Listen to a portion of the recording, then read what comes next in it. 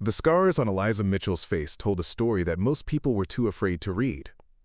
Years of reconstructive surgery had restored what medicine could, but the rippled terrain of skin that stretched from her right temple to the corner of her mouth remained a permanent reminder of the night that had nearly claimed her life. At 32, she had learned to navigate the world with her head held high, despite the stares, whispers, and uncomfortable questions that followed her like shadows. Before we jump back in, tell us where you're tuning in from, and if this story touches you, make sure you're subscribed, because tomorrow I've saved something extra special for you. The small art gallery in downtown Portland, where Eliza worked as a curator, had become her sanctuary. Here, surrounded by beauty created by others, she could momentarily forget her own perceived ugliness. The gallery specialized in showcasing veterans' artwork, transforming trauma into visual expression that spoke volumes to those who took the time to listen. Eliza understood pain expressed through creativity better than most. The new exhibition opens Friday. Her boss, Margot, reminded her as they arranged the final pieces. The artist is flying in tomorrow, former Special Forces, I believe. His work is intense. Eliza nodded, carefully adjusting the lighting on a particularly striking painting of a desert landscape, fractured by what looked like shattered glass. The artist's perspective made viewers feel as though they were looking through a broken windshield at a desolate horizon. The emotional impact was immediate and visceral. "I've never seen battlefield trauma expressed quite like this," Eliza murmured, stepping back to take in the full effect. "It's like he's inviting you into his nightmares." Margot handed her a biography to include with the exhibition materials. Jackson Reeves, 16 years in special operations. 3 Purple Hearts. Started painting as part of his therapy after his last deployment. He's apparently quite private. Doesn't do many shows. Eliza skimmed the document, her fingers absently tracing the edge of her scarred cheek, a habit she'd developed whenever anxiety tightened her chest. "I'll make sure everything's perfect." That evening, Eliza returned to her small apartment on the outskirts of the city.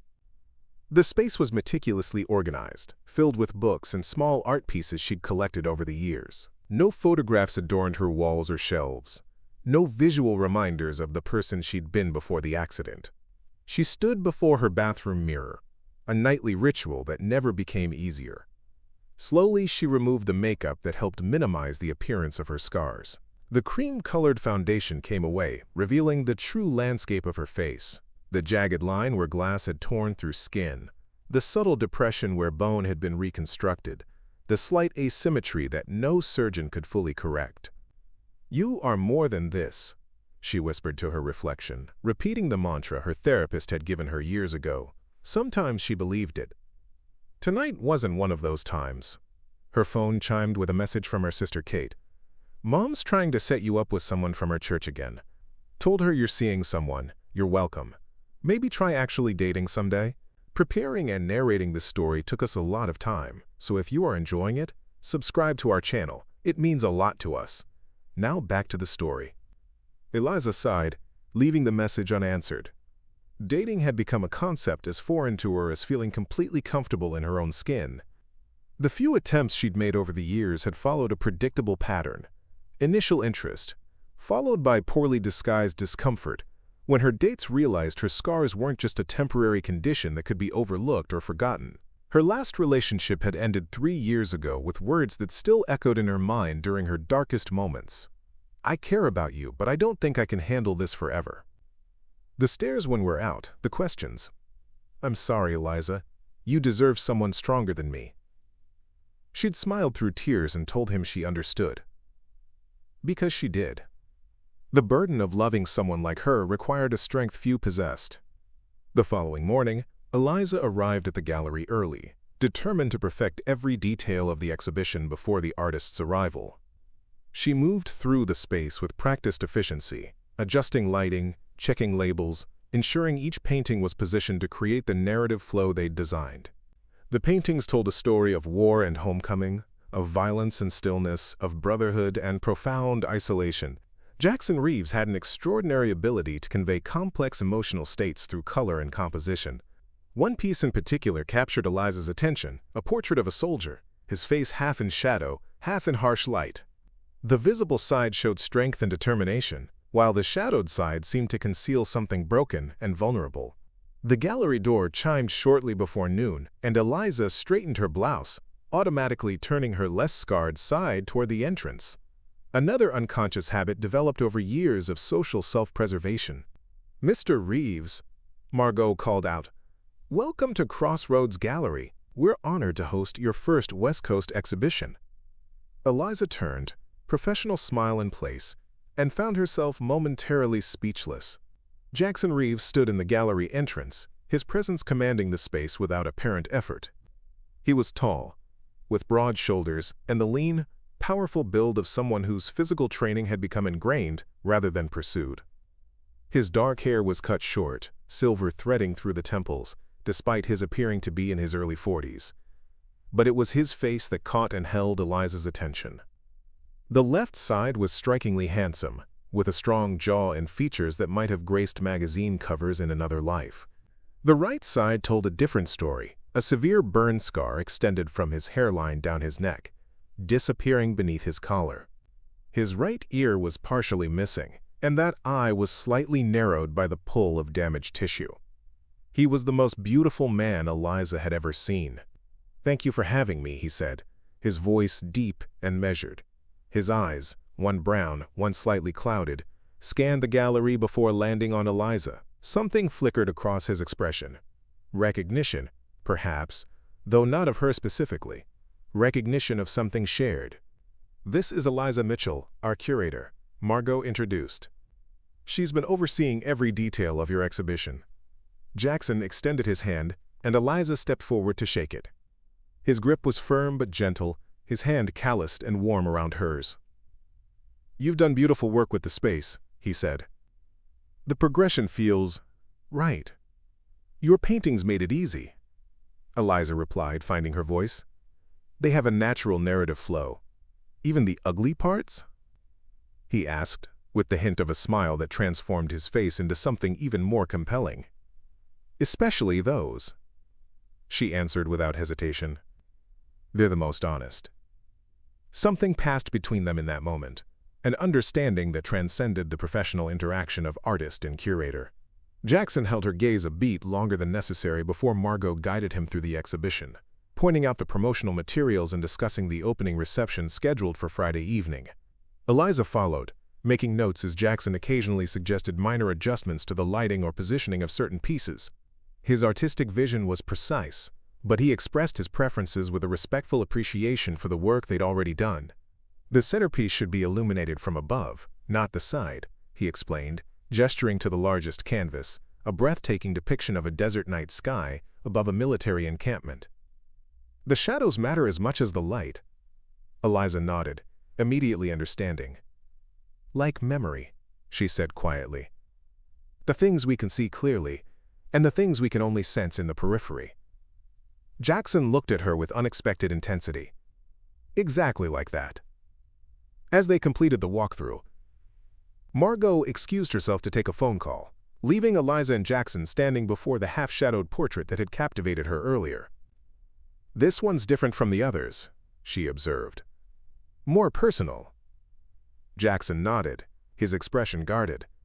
"Self-portrait, of sorts. Though I'm told artists always reveal themselves in every piece, whether they intend to or not."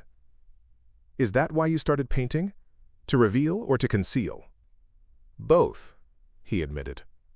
"After my last deployment, traditional therapy wasn't working.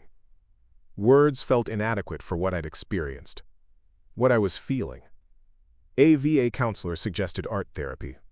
He shrugged slightly. "I was skeptical, but desperate enough to try anything." "And it helped?" "It saved me." The simplicity of his statement carried the weight of survival against impossible odds.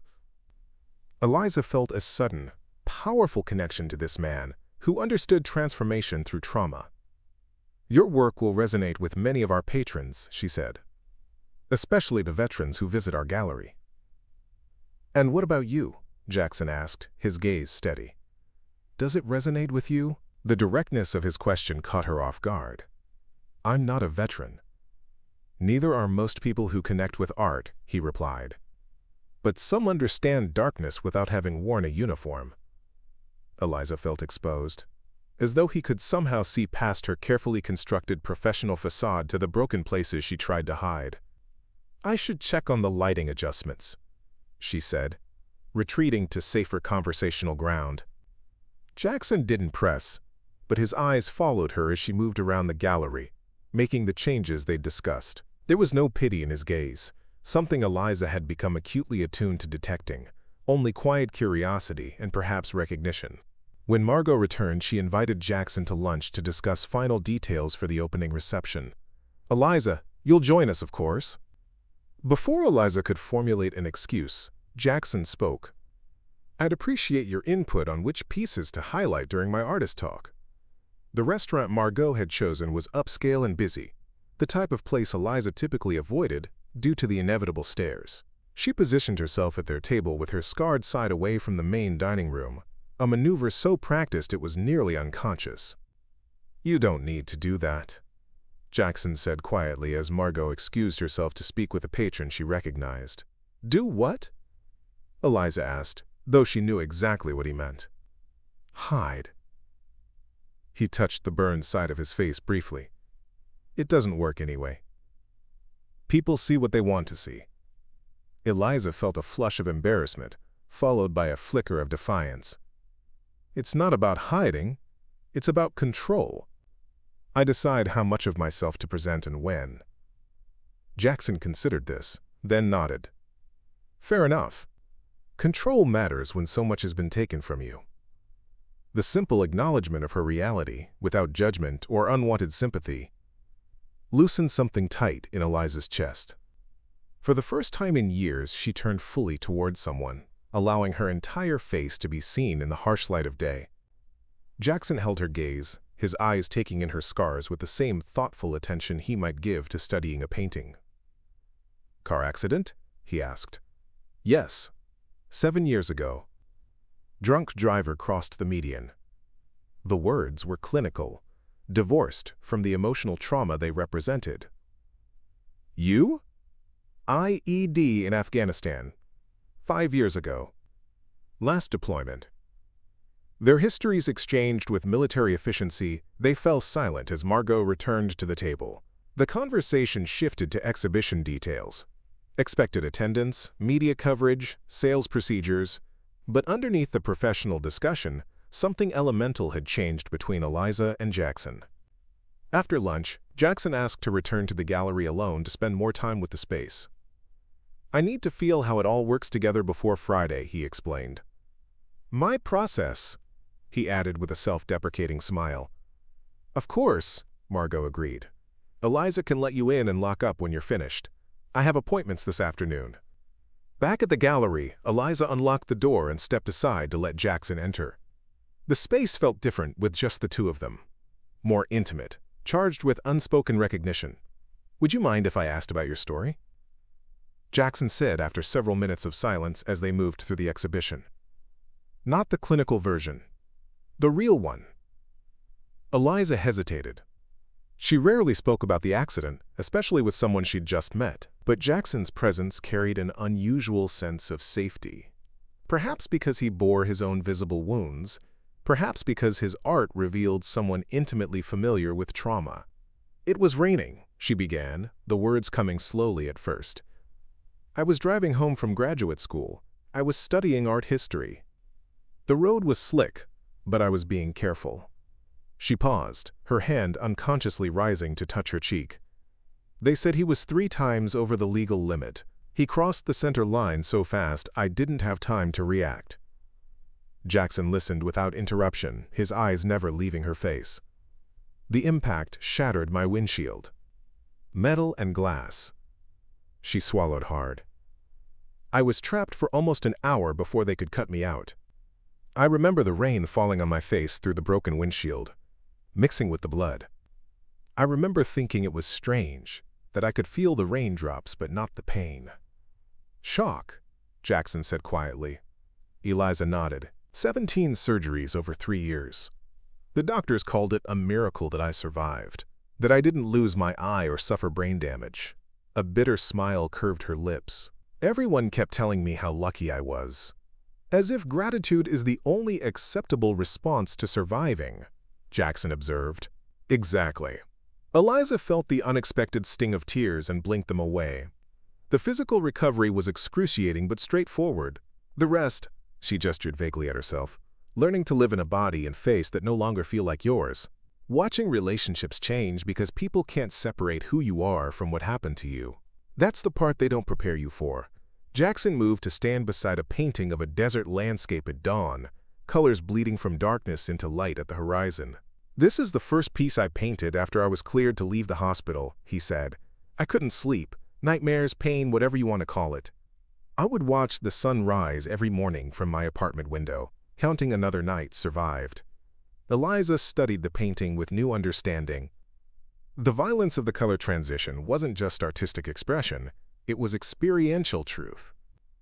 The physical injuries were substantial, Jackson continued, echoing her earlier thoughts. 12 surgeries, skin grafts, physical therapy to regain function in my right arm and hand. But the real damage? He tapped his temple. Combat changes how your brain processes the world. Danger everywhere. Trust becomes theoretical rather than instinctive. And relationships? Eliza asked softly. Casualties of war, he answered, his tone matter-of-fact rather than self-pitying. My fiancée tried. She really did. But she fell in love with a different man than the one who came home. I can't blame her for that.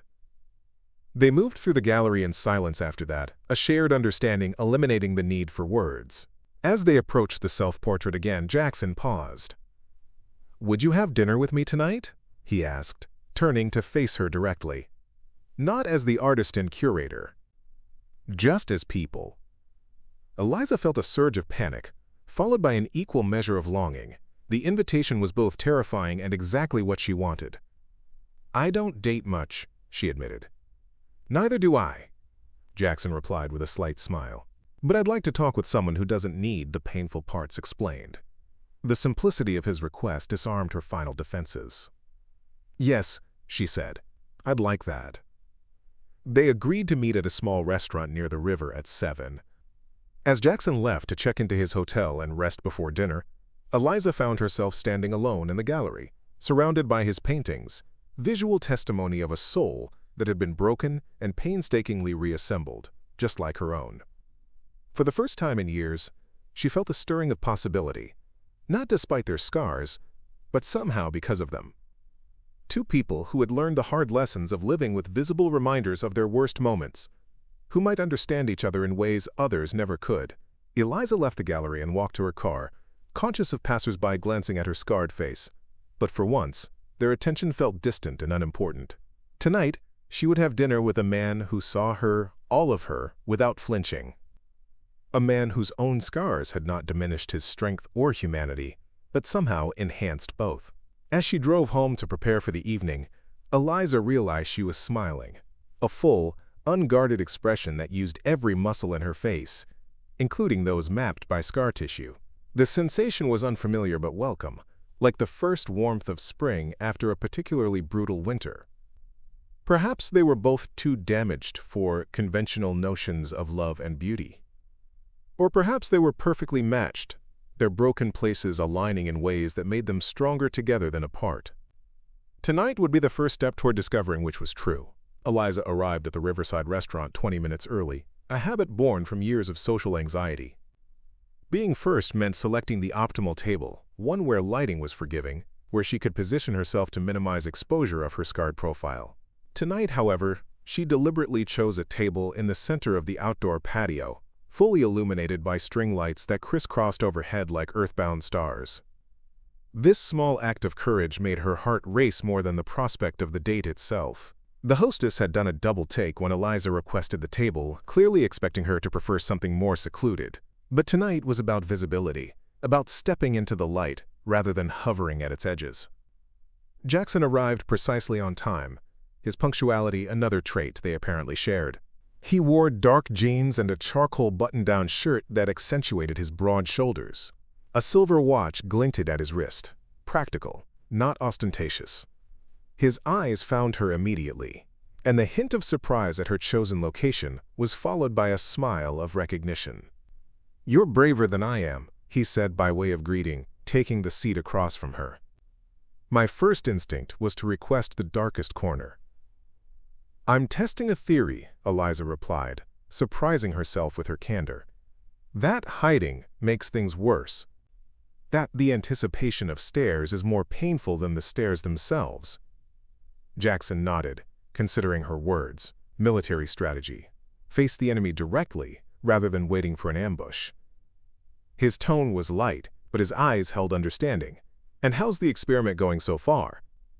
"The night is young," she said with a small smile. "I'll need more data before reaching conclusions." Their server approached, his gaze flickering between their scarred faces with poorly disguised curiosity before professional training took over. He recited the evening specials with forced brightness, then retreated to fetch their drink orders. 3 seconds. Jackson noted quietly after the server left. "Better than average." "You time them too?" Eliza asked, oddly comforted by this shared habit. "Occupational hazard. In the field, I had to calculate how long it took people to process my presence, how it affected their responses." He shrugged slightly. "Hard habit to break in civilian life. Do you miss it?" "The military?" Jackson considered the question with the thoughtfulness she was coming to associate with him. "I miss the purpose," he finally said. "The brotherhood. The clarity of knowing exactly what's expected and why it matters." He traced the condensation on his water glass. "I don't miss the violence or the fear. And I don't miss what it cost me." His hand unconsciously rose to the scarred side of his face, mirroring Eliza's own habitual gesture. The parallel wasn't lost on either of them. "What about you?" he asked. "What did you lose besides the physical?" The directness of his question might have seemed intrusive from anyone else, but from Jackson, who carried his own visible evidence of survival, it felt like genuine connection. "Certainty," she answered after a moment. "Before the accident, I had this ridiculous confidence that I understood how my life would unfold. Graduate school, curatorial career, marriage, family. I had it all mapped out." She smiled ruefully. "I lost that certainty the moment that car crossed the center line, and I lost the luxury of being defined by something other than trauma." "The before and after," Jackson murmured. "Life divided into 2 distinct eras." "Exactly. People who knew me before the accident see me through the lens of what changed. People who met me after only see the scars first, the person second." She met his gaze directly. "Except you." Their server returned with their drinks, taking their dinner orders with studied nonchalance before hurrying away again. "What makes you think I see differently?" Jackson asked, genuinely curious. "Because you've lived it," Eliza said simply. "You understand that scars are geography, not biography. They show where you've been, not who you are." Something shifted in Jackson's expression, a softening around his eyes, a tension releasing in his jaw. "Geography, not biography," he repeated. "I like that. Might have to steal it for an exhibition title someday." "Artist royalties would apply," she teased, feeling a lightness she hadn't experienced in years. Their conversation flowed easily through dinner, moving from art to literature to places they'd traveled. Jackson spoke of deployments that had taken him to remote regions where the stars blazed with unfiltered brilliance, describing landscapes with the vivid detail of someone who noticed everything and forgot nothing. Eliza shared her love of Renaissance art, the human figures that emerged from darkness into light, the technical mastery that revealed profound emotional truths. They discovered shared passions for historical fiction, spicy Thai food, and early morning solitude. But more importantly, they recognized in each other a familiar resilience, the hard-won strength of people who had rebuilt themselves from wreckage. "Do you ever wonder who you might have been?" Eliza asked as they shared a dessert. "If it hadn't happened?" Jackson didn't pretend to misunderstand. "Sometimes, but that person was theoretical. The man I am now is actual, scarred, complicated but real." He studied her face in the gentle light. "What about you? Do you miss her? The woman from before? Eliza considered the question with the same seriousness he'd given hers. I grieved her for years, she admitted. But recently I've wondered if I've been romanticizing who she was. She took so much for granted. She hadn't been tested. She traced the edge of her scar lightly. I'm not sure I'd trade what I've learned for an easier path. Even with the stares? The assumptions? Those are external, she said, surprising herself with the certainty in her voice. The real battle is internal, learning to see value in the person you've become, even when that person wasn't part of your original plan. Jackson reached across the table, his hand covering hers in a gesture that felt both protective and reverent. That might be the most honest thing anyone's ever said to me. As they left the restaurant, the cool evening air carried the scent of rain-washed pavement and the river's gentle presence. They walked along the waterfront path, their shoulders occasionally brushing, conversation continuing with comfortable familiarity that belied their brief acquaintance. Tell me about your painting process, Eliza said as they paused to watch moonlight ripple across the water's surface. You mentioned it saved you. How? Jackson leaned against the railing, his profile, both the unmarred and the scarred sides, outlined against the city lights across the river. When I first came home, I couldn't sleep, couldn't connect with people. Everything felt distant, like I was watching my life through bulletproof glass. His voice was quiet but steady. The therapist had all these techniques, mindfulness exercises, medication. Nothing helped. Eliza waited, giving him space to continue in his own time. One night, I was about to... He paused, recalibrating. I was in a very dark place. A friend stopped by, another veteran who recognized the signs. He brought me to the VA art therapy room at 2 in the morning, broke in and handed me a brush. Jackson smiled at the memory, said if I was determined to check out, I should at least leave something behind first.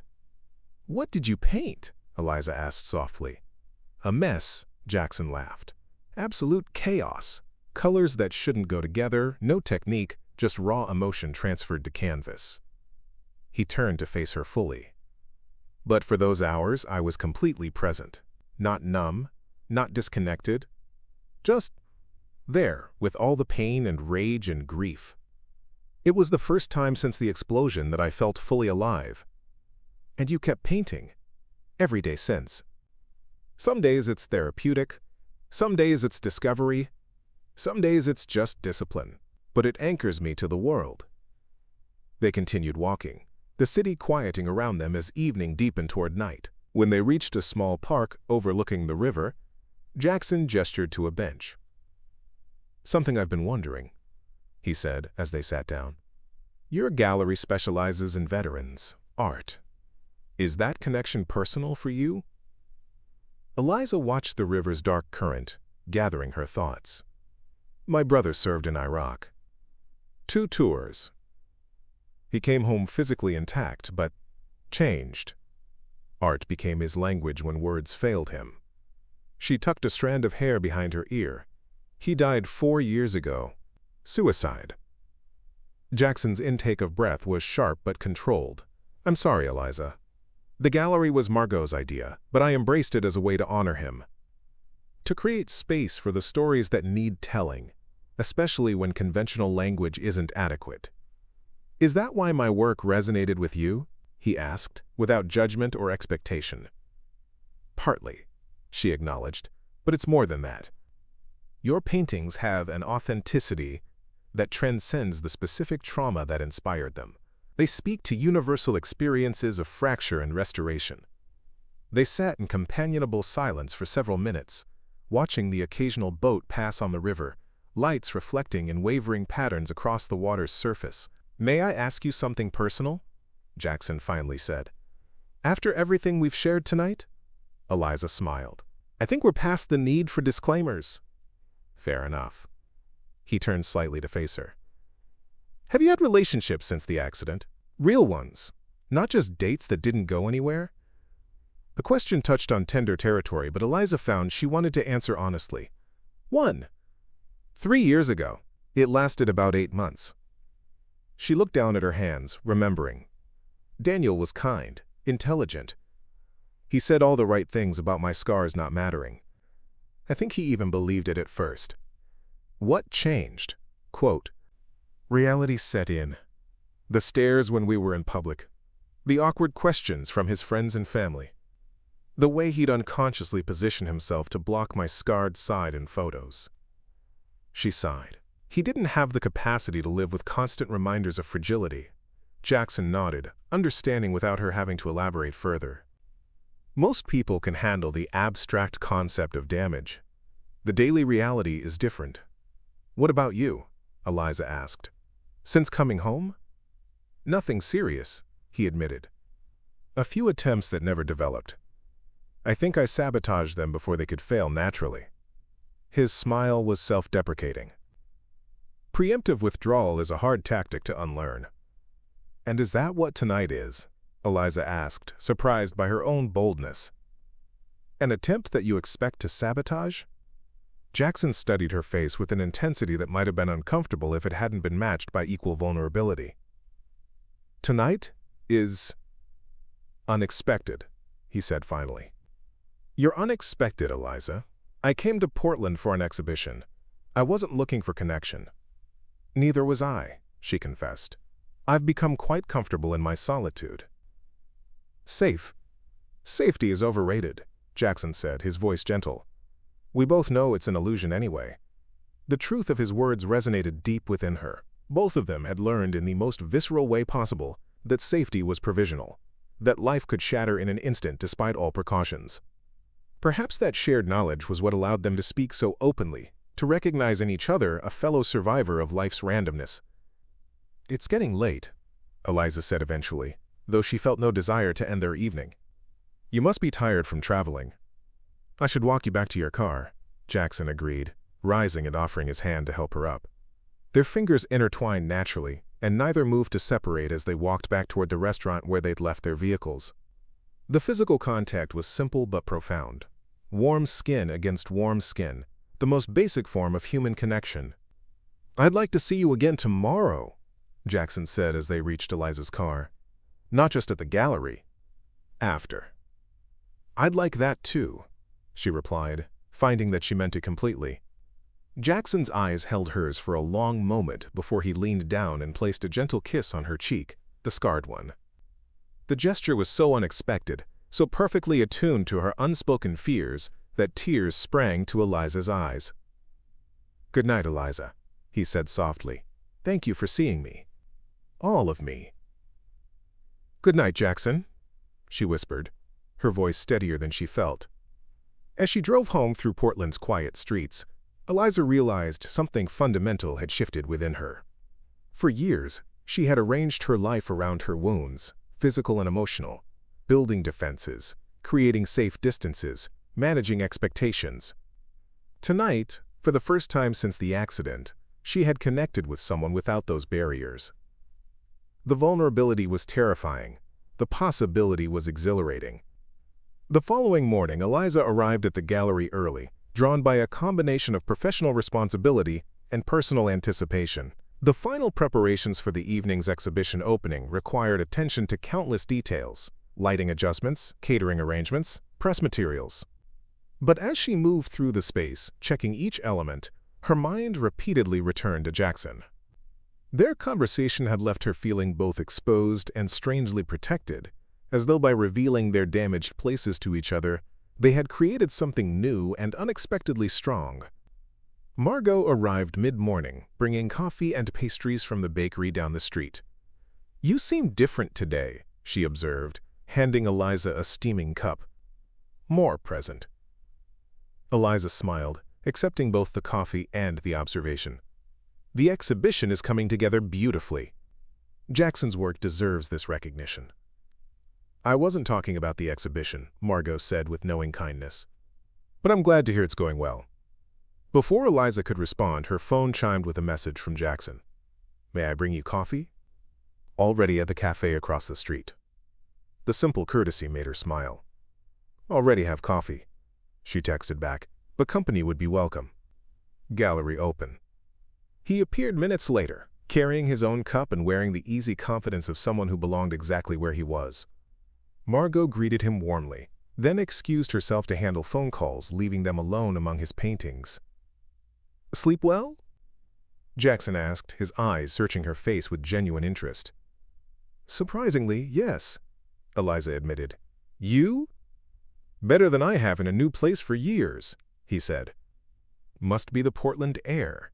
Their conversation flowed as naturally as it had the night before, weaving between exhibition details and personal revelations with comfortable rhythm. Jackson helped her adjust lighting for several pieces, their hands occasionally brushing as they worked, each contact sending small currents of awareness through Eliza. As the day progressed, other gallery staff arrived to assist with final preparations. Jackson stepped back, allowing them to work while he conducted phone interviews with local arts reporters.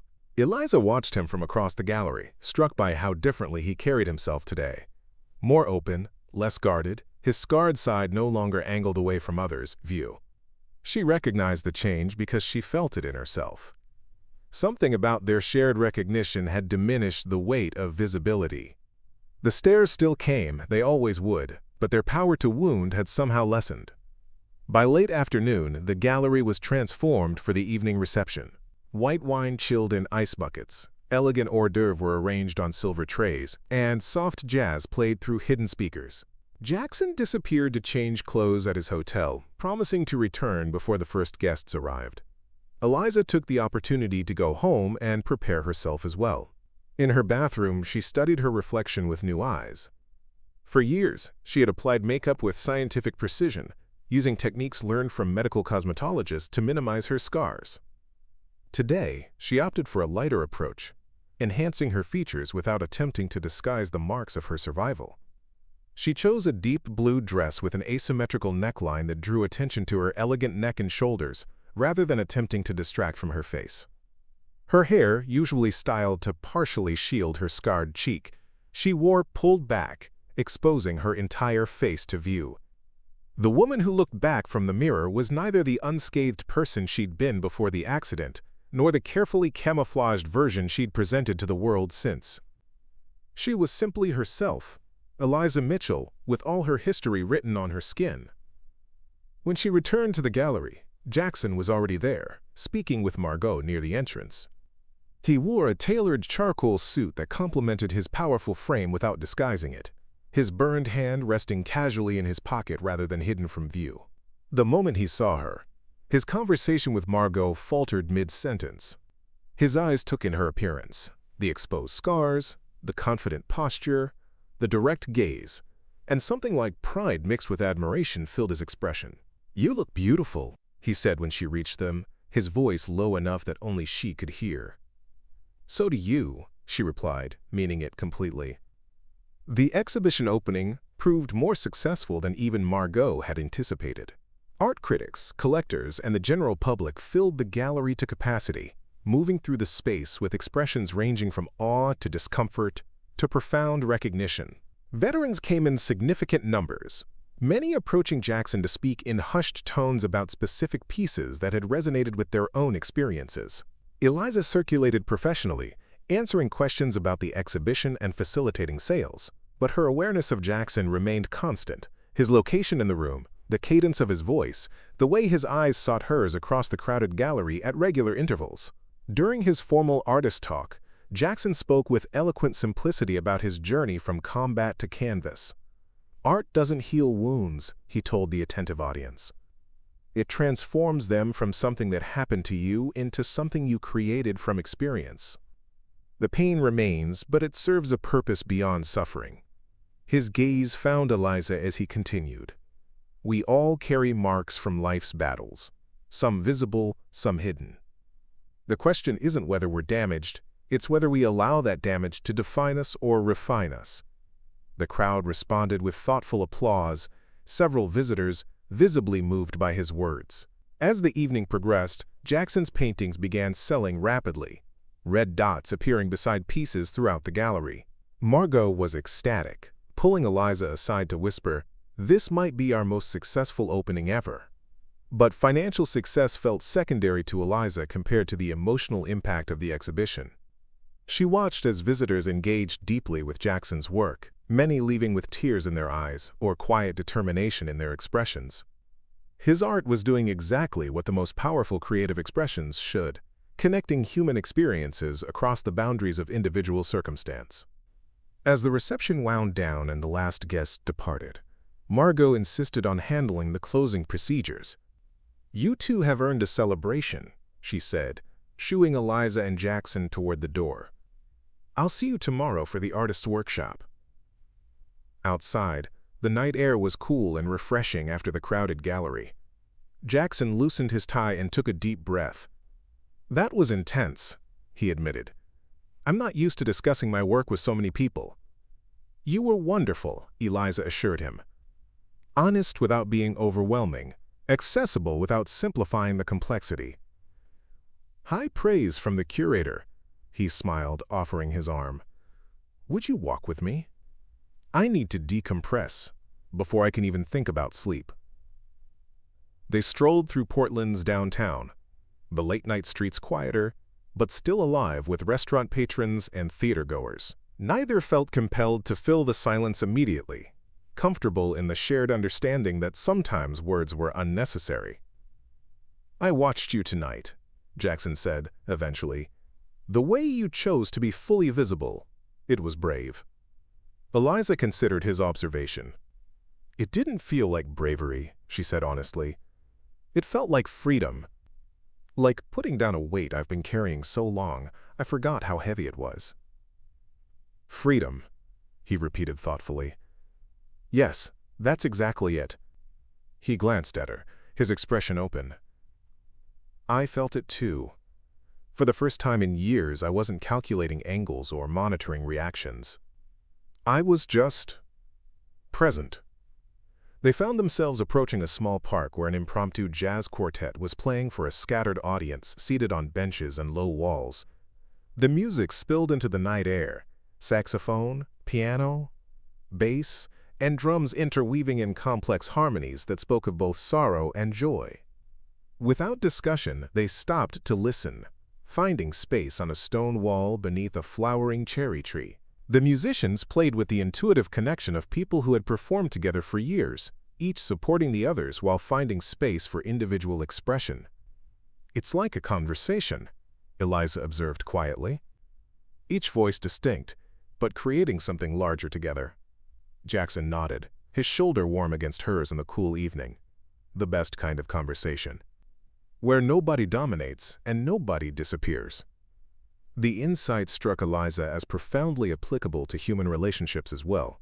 The delicate balance of presence and space, of speaking and listening, of revealing and receiving.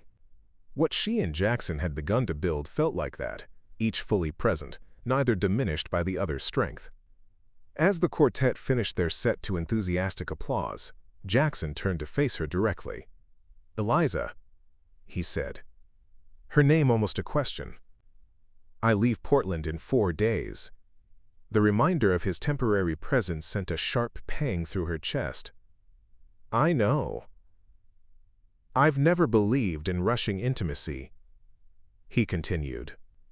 "It took me years after coming home to trust my own perceptions again, to feel grounded enough to connect with anyone." His eyes held hers with steady intensity. "But something about you feels like recognition rather than discovery. Like finding someone I already know." The vulnerability in his admission matched the feelings Eliza had been unable to articulate even to herself. "I feel it too," she whispered. "It doesn't make logical sense." "Logic is overrated," Jackson said with a hint of a smile. "We've both survived experiences that logic said should have destroyed us." He reached out slowly, giving her time to withdraw if she chose, and touched her scarred cheek with gentle fingers. The contact sent shivers across her skin, not from fear or discomfort, but from the profound intimacy of being touched precisely where she was most vulnerable. "May I kiss you?" he asked, his voice low. Instead of answering with words, Eliza closed the distance between them, pressing her lips to his in a kiss that felt like coming home after a long, difficult journey. His hand cradled her face as though she were made of precious materials, his touch reverent but not hesitant. When they separated, Eliza kept her eyes closed for a moment, absorbing the sensation of being wanted exactly as she was. Scars, complications, and all. When she opened them again, Jackson was watching her with an expression that contained equal parts wonder and recognition. "We match," he said simply, echoing thoughts she'd had since first seeing him. Not just their external scars, but the internal landscapes they had navigated since their respective traumas. The isolation, the rebuilding, the hard-won wisdom that came from reconstructing a life from wreckage. "Yes," Eliza agreed, resting her forehead against his. "We do." The musicians began playing again, a slow, soulful piece that seemed to capture everything they'd left unspoken. In that moment, surrounded by music and moonlight, Eliza allowed herself to imagine possibilities beyond the limitations she'd accepted for years. 4 days might be all they had. Or it might be the beginning of something neither had dared to seek. Either way, tonight had already transformed them both in ways that would remain, regardless of what tomorrow might bring. The morning after the exhibition opening, Eliza woke before dawn, her mind full of Jackson. Their kiss in the moonlight felt simultaneously like the most natural thing in the world, and the most extraordinary. She watched the darkness gradually yield to gray light through her bedroom window, contemplating how quickly life could change course when you stopped fighting against its current. 3 days remained before Jackson would return to his home in Colorado. 3 days to explore whatever was developing between them without the pressure of long-term expectations. The temporary nature of their connection should have felt limiting, but instead Eliza found it liberating. There was no need to worry about an uncertain future when the present moment held such unexpected richness. Her phone chimed with a message from Jackson. "Coffee at sunrise. The riverfront park where we walked last night." Eliza smiled at his early rising habits, another trait they shared. "See you in 20 minutes, she replied, already moving to dress. The morning air was crisp with autumn's approach as Eliza walked through the quiet city streets. A few dedicated joggers and delivery trucks provided the only movement in the urban landscape that would soon buzz with weekday activity. She found Jackson seated on a bench facing east across the river, 2 steaming cups beside him. "You're predictable," he said by way of greeting, handing her one of the cups. "Almond milk latte, no sugar." "How did you know?" she asked, settling beside him. "Curator. Precise taste. Health-conscious but not austere." His smile was warm. "And I watched your coffee order yesterday." Observant. "Professional hazard," he replied, his shoulder companionably pressed against hers as they watched the sun's first rays gild the river's surface. "In my former life, noticing details kept people alive." They sat in comfortable silence as the day brightened around them, the city gradually awakening with increased traffic and pedestrians heading to early shifts. "I have the artist workshop at the gallery this afternoon," Jackson said eventually. "But my morning is free. Would you show me your favorite place in Portland? Somewhere that matters to you." The request was simple but intimate, an invitation to share something personal beyond the trauma that had initially connected them. Eliza considered the places that held meaning for her in this city she'd adopted after the accident. "Yes," she decided. "But it's a bit of a drive. Are you up for an adventure?" Jackson's smile was answer enough. They took Eliza's car, heading east out of the city toward the Columbia River Gorge. As urban landscapes gave way to increasingly dramatic natural beauty, Eliza felt the familiar sense of expansion that always accompanied this journey.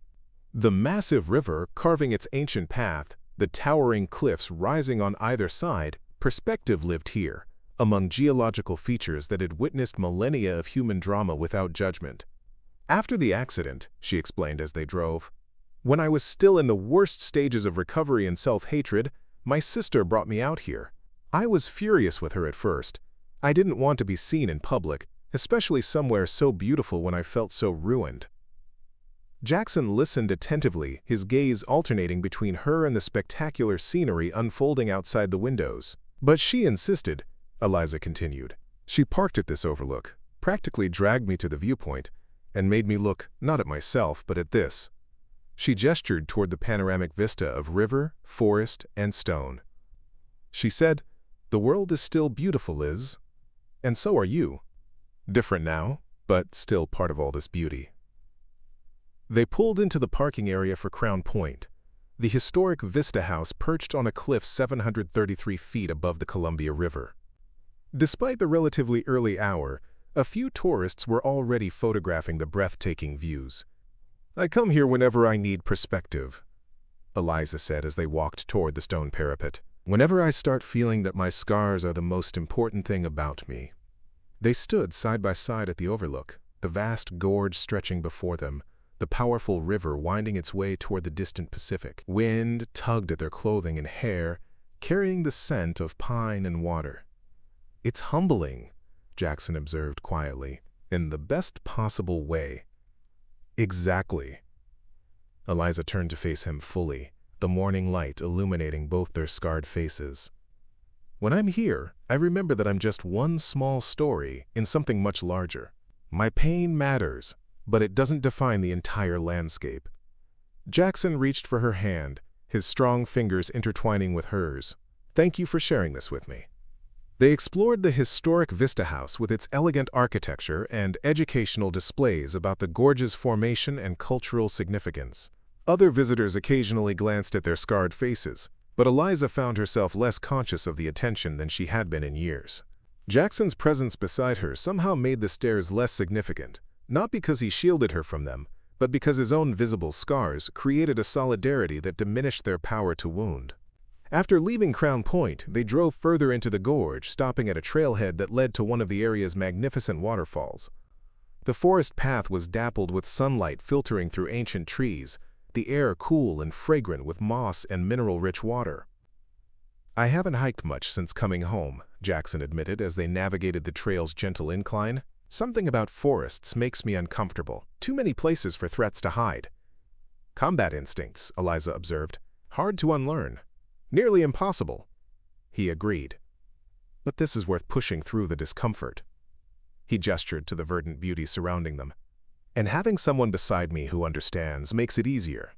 The waterfall revealed itself gradually, first through sound, the distant roar growing louder as they approached, then through feeling, the fine mist cooling their skin, and finally through sight, as they rounded a bend in the trail and beheld the 242-foot cascade of white water plunging from forest-crowned cliffs into a crystal pool below.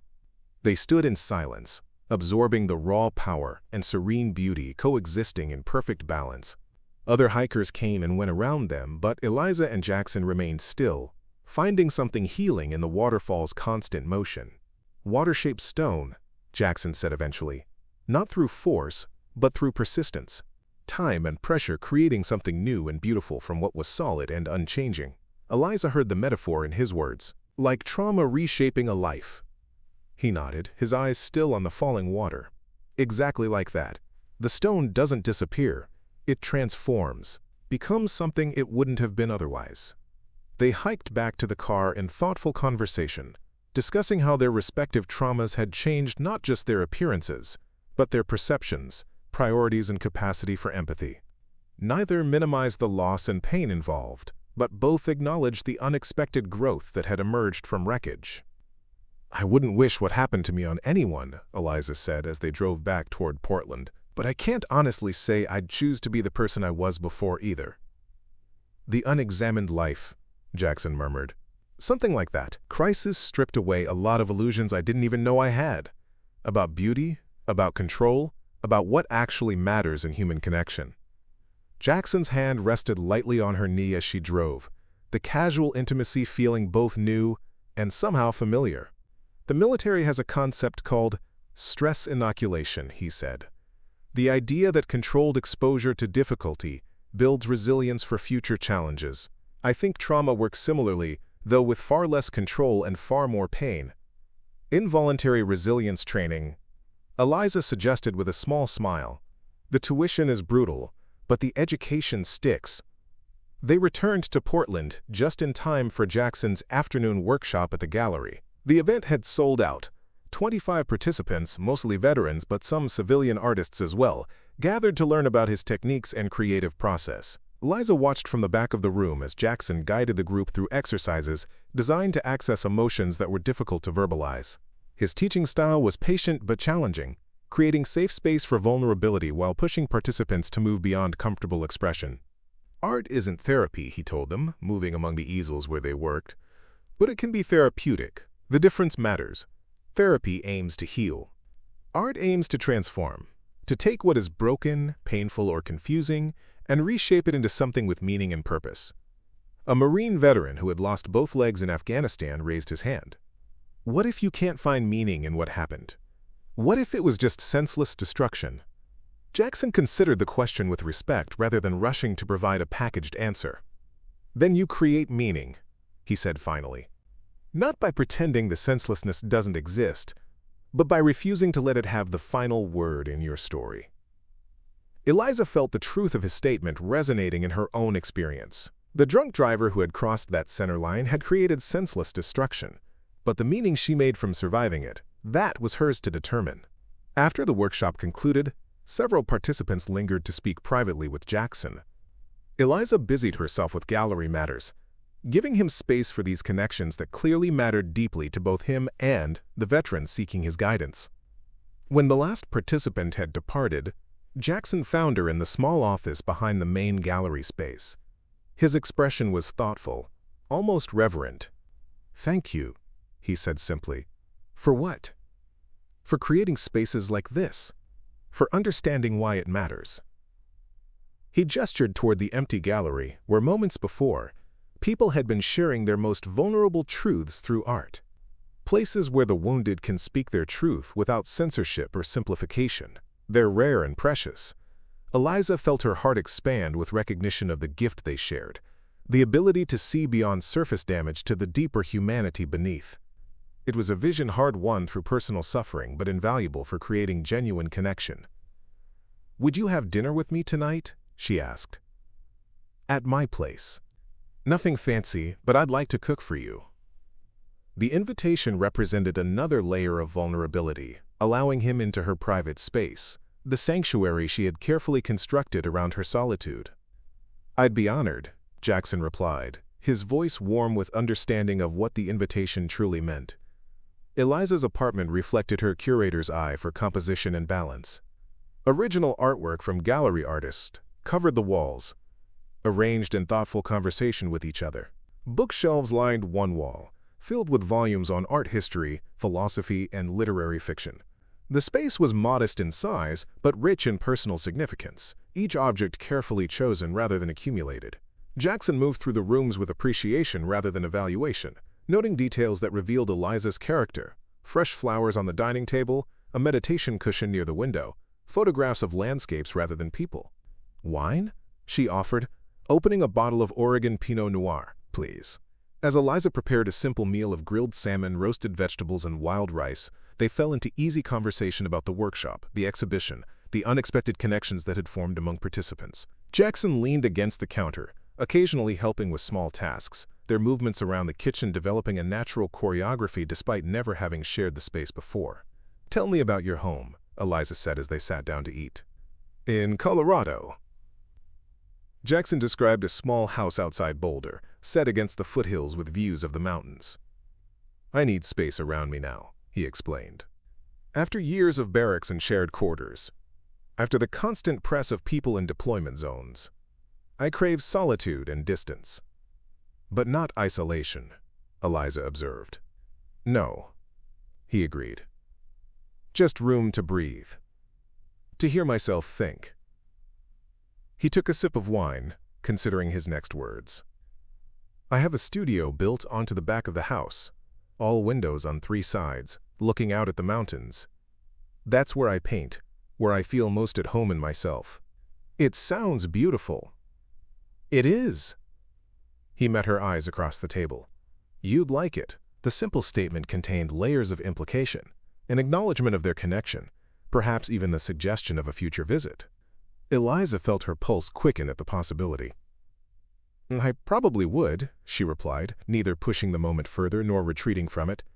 After dinner, they moved to the small balcony overlooking Portland's city lights. The night air carried a hint of autumn's approach, and Eliza wrapped herself in a soft throw blanket, curling into the corner of the outdoor love seat.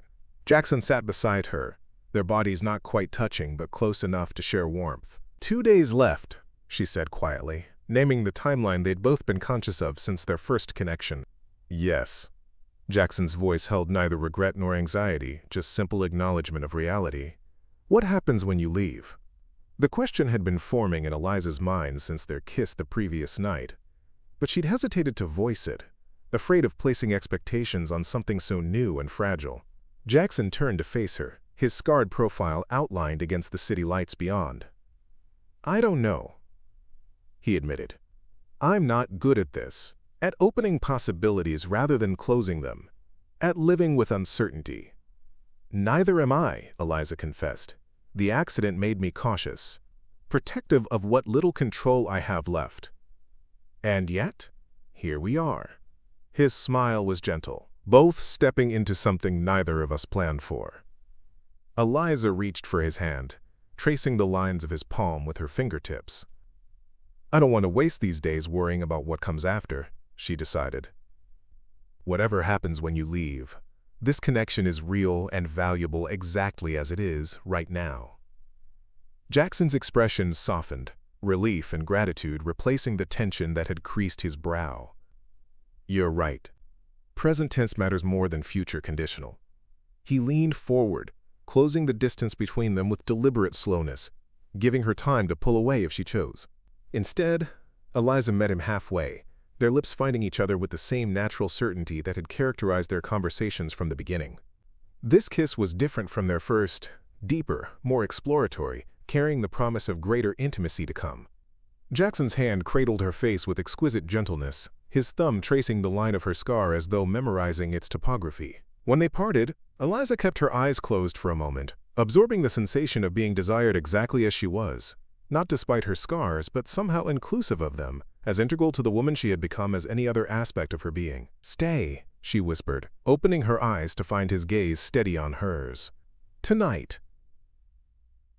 Jackson's expression held neither triumph nor hesitation, just profound recognition of the gift being offered. "Are you sure?"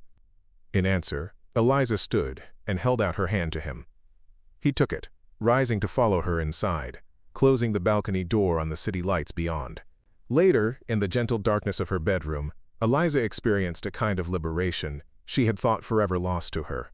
Their lovemaking was unhurried and attentive, each touch an exploration rather than a performance. Neither tried to hide their scars, the visible ones or the emotional wounds that had shaped them both. "You're beautiful," Jackson murmured against her skin, his hands mapping the geography of her body with reverent discovery. For the first time in 7 years, Eliza believed those words without qualification or doubt. Not because her scars had disappeared or because love had magically erased them from visibility, but because Jackson saw them as part of her whole being rather than damaged areas to be overlooked or pitied. In the quiet afterward, they lay together in comfortable silence, the city's ambient sounds creating a gentle soundtrack to their shared vulnerability.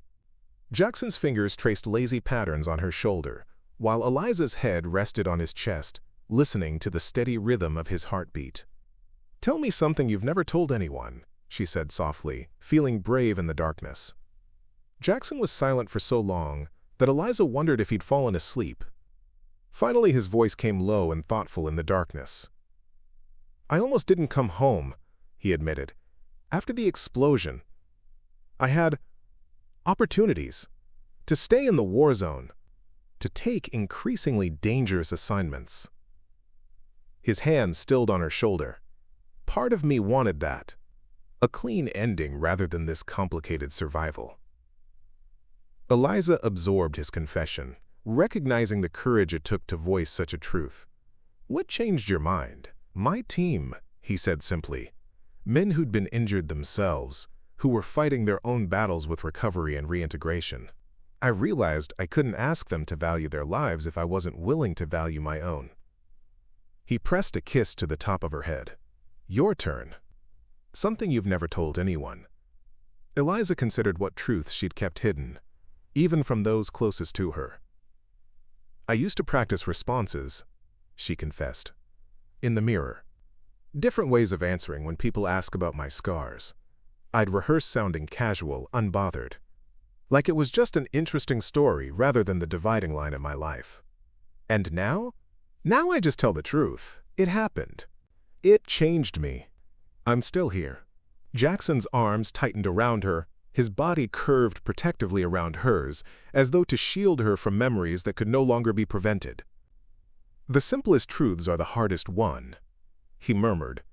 They drifted to sleep entwined, Two people who had learned through separate crucibles that vulnerability required greater courage than armor ever could. The following morning, Eliza woke to sunlight streaming through curtains she'd forgotten to close and the scent of coffee brewing in her kitchen. She found Jackson at her small dining table, wearing only his jeans from the previous night, his scarred torso bare in the morning light as he sketched in a small notebook. "Morning," she said, wrapping herself in a robe and moving to pour coffee from the pot he'd prepared. He looked up with a smile that transformed his face, the burned tissue crinkling differently than the undamaged side, creating an asymmetry that Eliza found endlessly compelling. "Hope you don't mind," he said, gesturing to the sketch. "Creative compulsion. I woke up needing to capture something." Eliza glanced at the drawing, not a portrait of her, as she might have expected, but a symbolic composition. Two trees growing from rocky soil, their branches intertwined against a turbulent sky, roots visible below ground, anchoring each other in the unstable earth. "It's us," she realized, recognition immediate and visceral. "Yes." Jackson set down his pencil. Not literally, but essentially. Eliza understood exactly what he meant. The drawing captured not their physical appearances but the nature of their connection. Two entities shaped by harsh conditions, finding stability through mutual support without losing their individual integrity. "It's beautiful," she said, meaning both the drawing and the truth it represented. They spent the morning in unhurried intimacy, sharing breakfast and conversation, discovering the small details of each other's daily habits and preferences. By unspoken agreement, neither mentioned Jackson's approaching departure or what might happen afterward. Today existed for itself alone. The gallery was closed on Mondays, giving them a full day without professional obligations. They decided to explore Portland together, visiting a Japanese garden where autumn's first colors were beginning to transform the landscape, then browsing in an independent bookstore where they each selected a book for the other, a novel for Eliza, a collection of poetry for Jackson. "To remember," he said simply as they exchanged the wrapped volumes. At a small cafe for lunch, they encountered one of the veterans who had attended Jackson's workshop the previous day. The young man approached their table hesitantly, clearly concerned about interrupting them. "Mr. Reeves," he began, "I just wanted to thank you again. Yesterday was—" He searched for words. "Transformative. I haven't been able to talk about what happened over there, but somehow painting it, seeing it outside myself, it helped." Jackson rose to shake the young man's hand. "I'm glad, Brian. Keep working with those techniques we discussed. The images will change as you process the experience." Brian nodded, then turned to Eliza. "The gallery you've created. It matters. Having spaces where veterans can see ourselves reflected in art. It's more important than most people realize." His words touched Eliza deeply, reminding her of her brother and the purpose that had guided her work since his death. "Thank you," she said simply. "That means everything." After Brian departed, Jackson reached across the table to take Eliza's hand. "You're changing lives," he said quietly, "creating space for healing you can't even see." "So are you," she replied. "Through your art, your teaching." Something shifted in Jackson's expression, a realization or decision forming behind his thoughtful eyes. "There's somewhere I'd like to take you this afternoon," he said, "if you're willing to trust me with a surprise." "Lead the way," Eliza agreed, curious about what he had in mind. They took a rideshare to a residential neighborhood on Portland's east side, stopping before a modest craftsman-style house surrounded by mature trees. A small sign in the front yard read, "Veterans, Art Collective." "What is this place?" Eliza asked as they approached the front porch. "Something I've been involved with developing in several cities," Jackson explained. "Artist-led collectives where veterans can create, exhibit, and sell their work outside traditional gallery settings. Safe spaces for expression without commercial pressure or expectation." He knocked on the door, which was opened moments later by a woman in her 30s with close-cropped hair and the confident bearing of a former military officer. "Jackson," she greeted him with a warm handshake. "Right on time! And this must be Eliza." "Eliza Mitchell, meet Captain Maya Rodriguez." Jackson introduced them. "Maya runs this collective and has been trying to establish a formal partnership with a Portland gallery for exhibitions and professional development." Understanding dawned as Eliza shook Maya's hand. "You've been playing matchmaker," she said to Jackson, unable to suppress a smile. "Guilty," he admitted, "but only because I recognized complimentary missions when I saw them." Maya led them through the house, which had been converted into studio spaces, exhibition areas, and a communal workspace, where several veterans were engaged in various creative projects. The art covered diverse styles and media, traditional painting and sculpture alongside digital art, mixed media, and installation pieces. "We've been operating for almost 2 years," Maya explained as they toured. "Started with 5 artists working out of my garage. Now we have 28 members using this space regularly, with a waiting list for studio access." Eliza was deeply impressed by the quality of work and the evident community that had formed among the artists. "This is extraordinary," she told Maya. "The peer support model clearly works." "It's essential," Maya agreed. "Traditional art therapy is valuable, but something different happens when veterans create alongside other veterans, people who understand the experience without explanation." They spent 2 hours at the collective, Eliza connecting with artists whose work showed particular promise for gallery representation. By the time they departed, she had scheduled a formal meeting with Maya to discuss a quarterly exhibition series featuring the collective's artists at Crossroads Gallery. "Thank you," she said to Jackson as they walked away from the house, "for introducing us. That connection will benefit both organizations enormously." "I recognized kindred spirits," he replied simply. "Both of you creating spaces where the wounded can heal through creative expression." Eliza took his hand as they walked, their fingers intertwining naturally. "One day left," she said, acknowledging the timeline they'd both been conscious of throughout their day together. Jackson squeezed her hand gently. "One day at a time is all anyone really has," he reminded her. "We just happen to be more aware of it than most." The wisdom in his words settled around them like a protective cloak as they continued their journey through the autumn afternoon. Two people who had learned through separate fires that presence mattered more than permanence. That connection, however brief, was worth the courage it required. On Jackson's final day in Portland, dawn arrived with a gentle rain that purled on windows and softened the city's edges.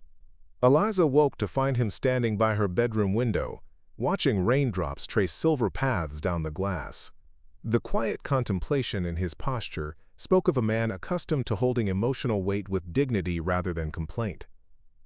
"What time is your flight?" she asked softly, the question they'd both been avoiding. 4:30, he replied without turning. "Cab coming at 2.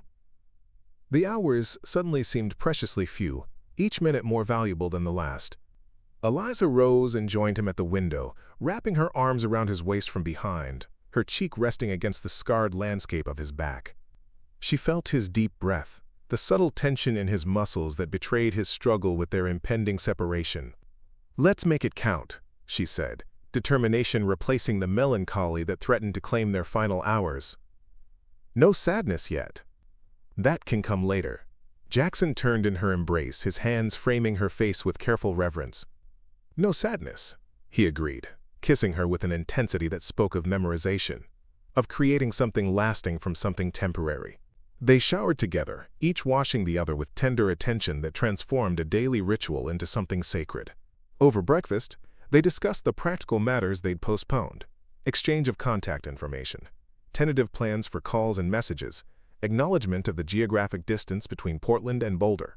619 miles, Jackson noted with the precision that characterized his approach to both art and life.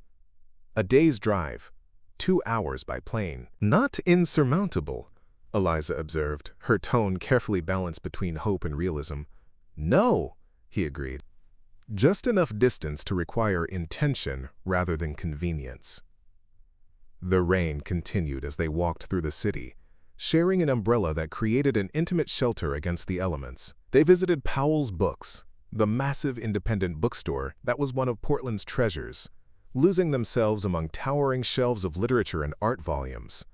In the art section, Jackson discovered a rare monograph on trauma representation in post-war European painting. "This is extraordinary," he said, his eyes alight with the enthusiasm of finding something perfectly aligned with his interests.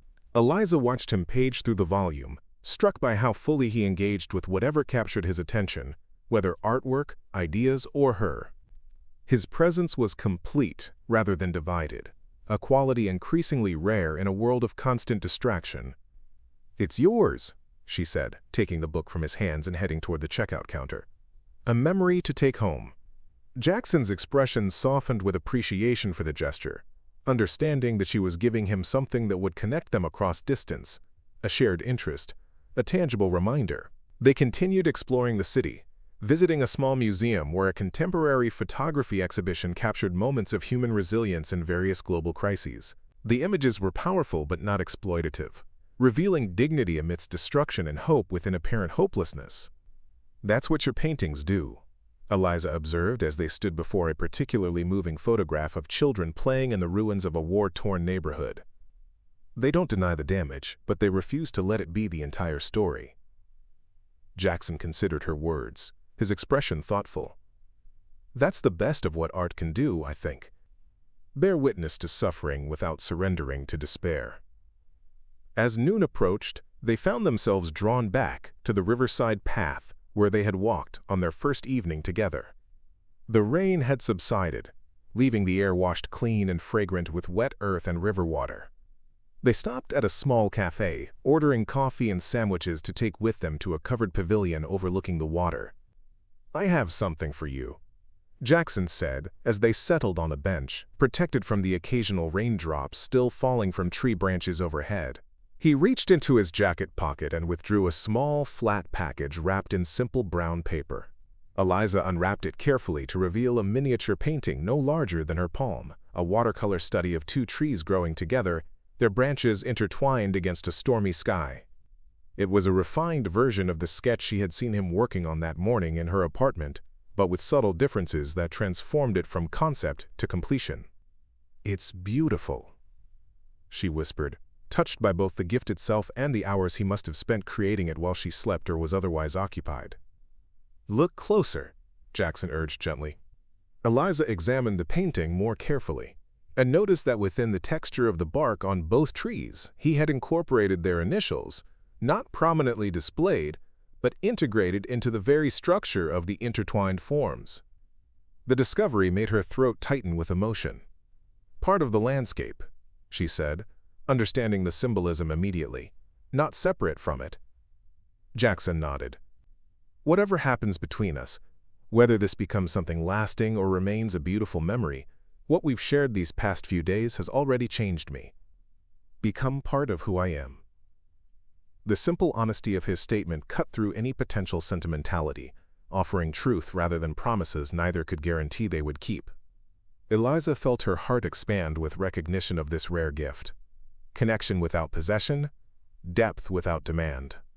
"Me too," she said simply, knowing he would understand all the layers of meaning in her response. They ate their lunch in companionable conversation, discussing exhibitions they'd loved, books that had changed their perspectives, places they hoped to visit someday.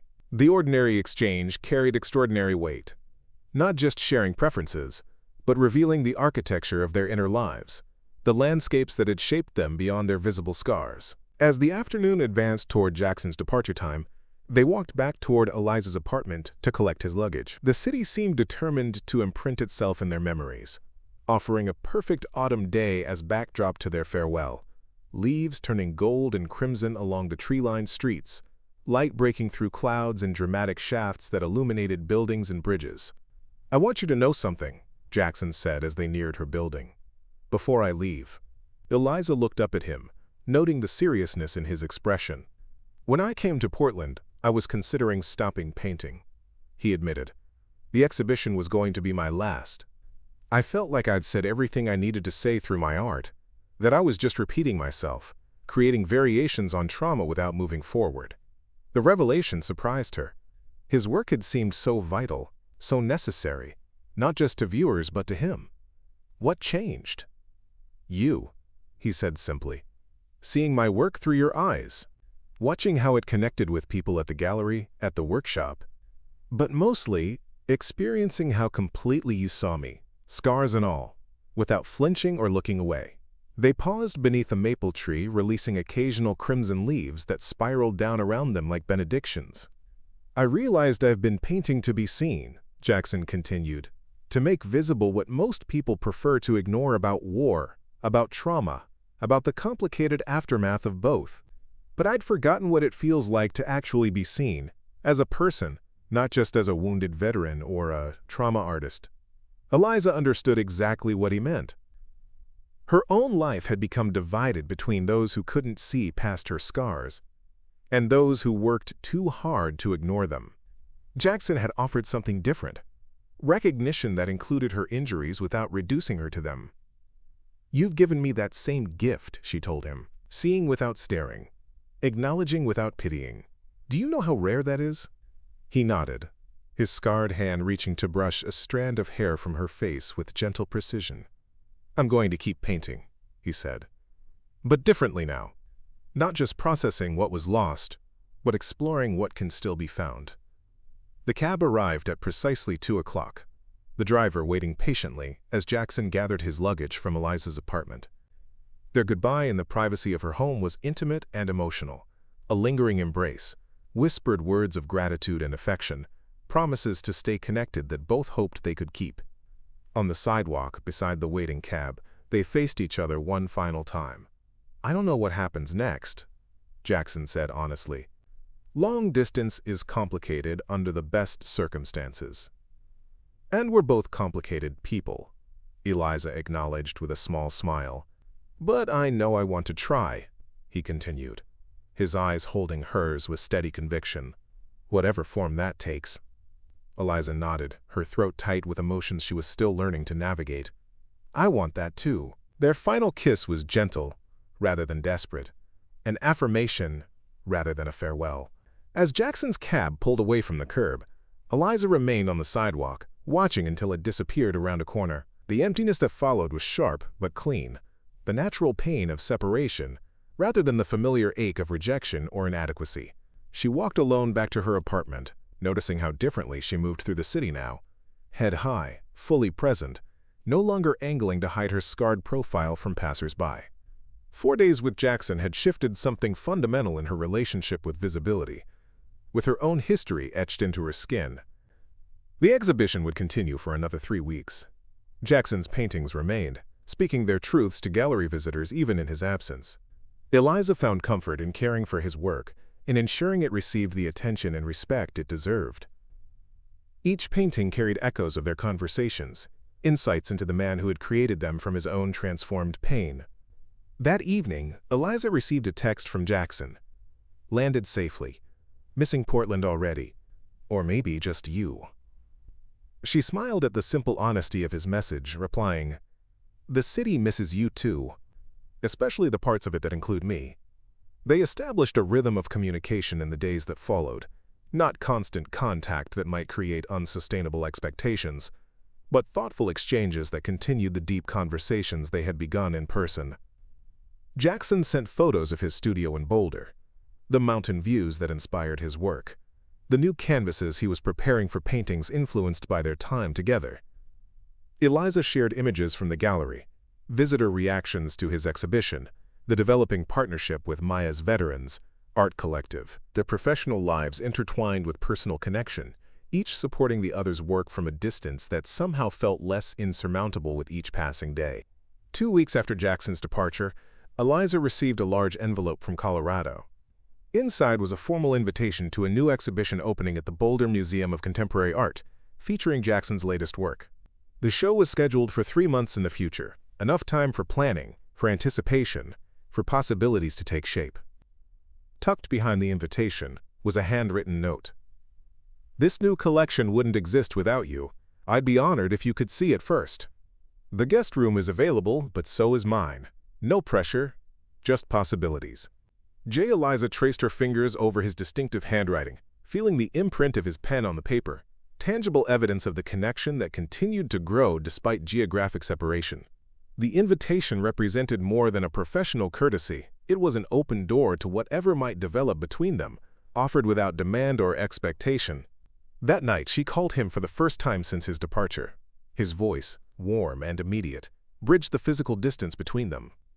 "I got your invitation," she said simply, "and?" His tone held both hope and careful restraint. "I'd like to come," she replied. "To see your new work. To see you." His exhale was audible, relief and pleasure mingled. I'd like that very much.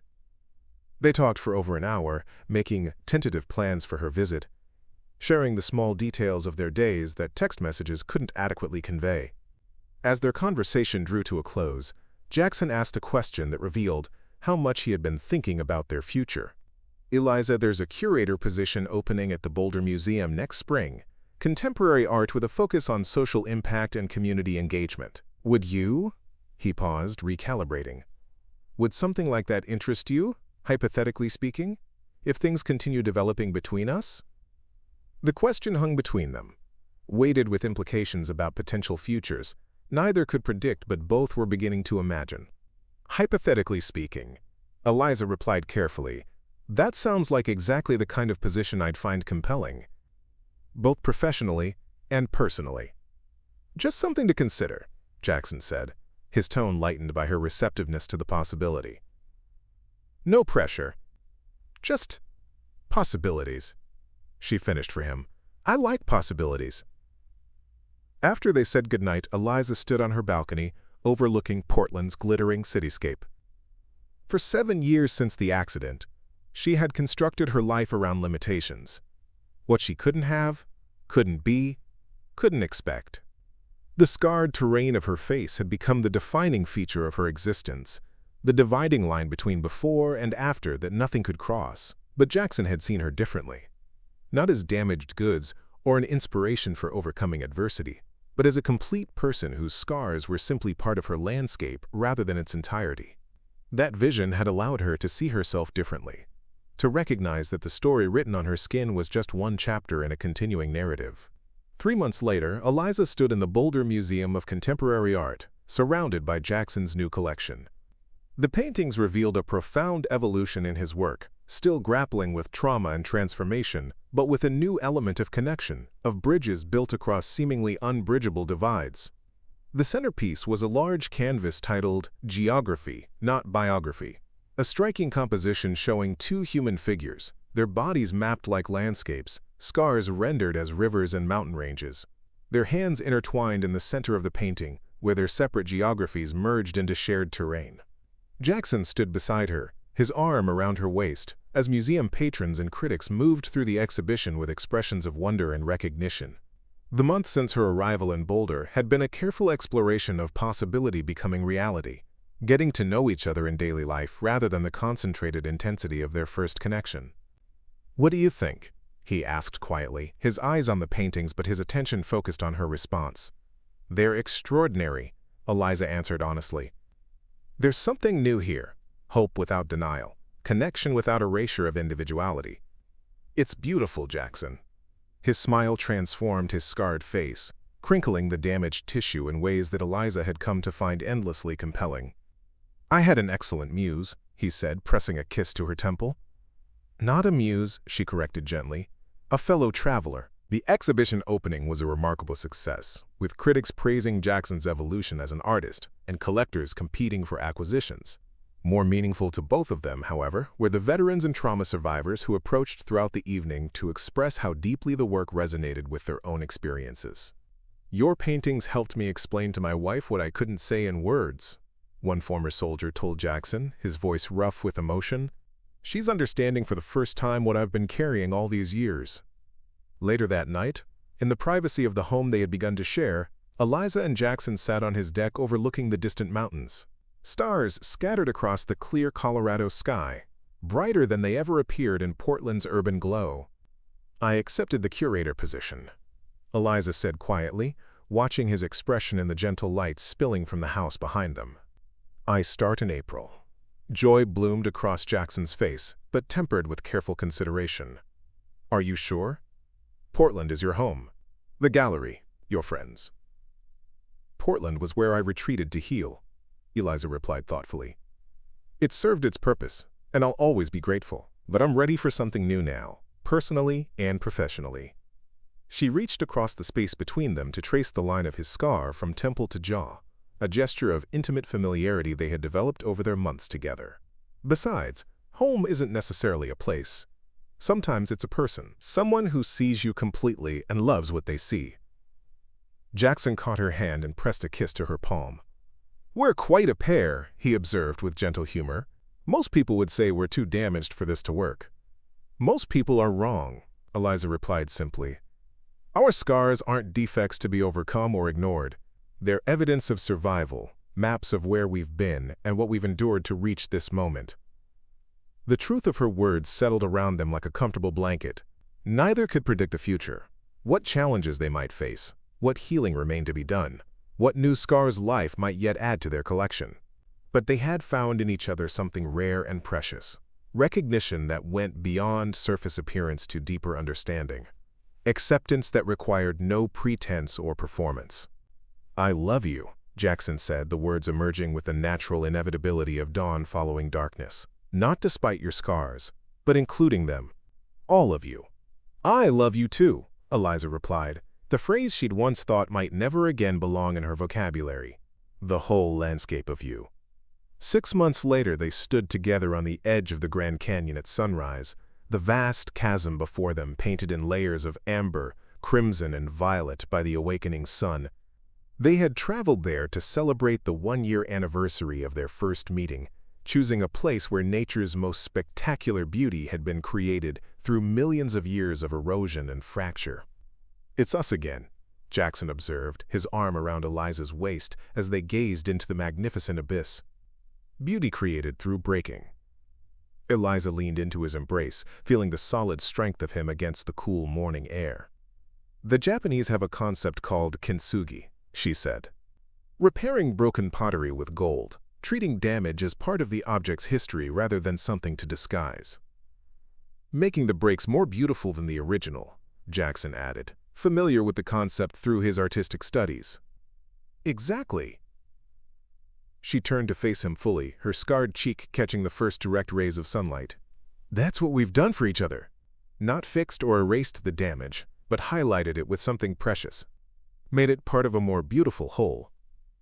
Jackson's kiss tasted of coffee and possibility, of past acknowledged and future embraced. As they stood at the edge of the canyon that had been carved by time and pressure into one of the world's most breathtaking vistas, Eliza felt profound gratitude for her own carved landscape, the face that had brought her both isolation and ultimately the deepest connection she had ever known. They had both been broken by life's random cruelty. Both carried visible reminders of trauma that had divided their lives into before and after. But together, they were creating a new chapter that honored those divisions without being limited by them. A shared story, more complex and beautiful, for including their individual scars. "We match," Jackson had said on that first night in Portland, recognizing something in her that resonated with his own experience of damage and survival. "We do," Eliza affirmed now, a year later, understanding that their matching went far deeper than surface scars, extending to resilience hard-won, to compassion born of suffering, to the courage required to remain open despite knowing how badly life could hurt. As the sun rose fully above the canyon rim, illuminating millions of years of geological history in vibrant color and shadow, Eliza and Jackson stood witness to nature's most spectacular demonstration that breaking was not the end of beauty, but often its beginning. Their entwined fingers formed a living example of the same truth. Two people who had been shattered, finding in each other not repair but transformation, creating from their combined brokenness something whole and magnificent and new. Up next, you've got 2 more standout stories right on your screen. If this one hit the mark, you won't want to pass these up. Just click and check them out. And don't forget to subscribe and turn on the notification bell so you don't miss any upload from us.